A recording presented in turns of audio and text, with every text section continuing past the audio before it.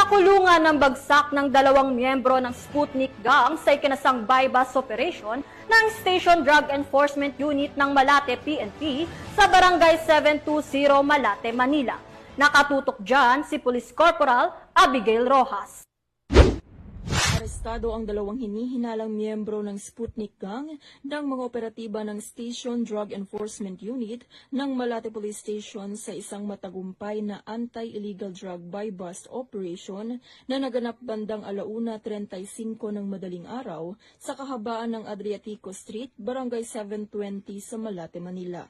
Kinilala ang mga suspect na sina alias CJ, 22 taong gulang at alias Jen, 25 taong gulang. Nasamsam mula sa mga suspect ang 4 na pakete ng hinihinalang shabu na may kabuuang bigat na 15 gramo at tinatayang halaga na 102,000 pesos based sa standard drug price. Na-recover rin ang perang ginamit bilang buy-bust money.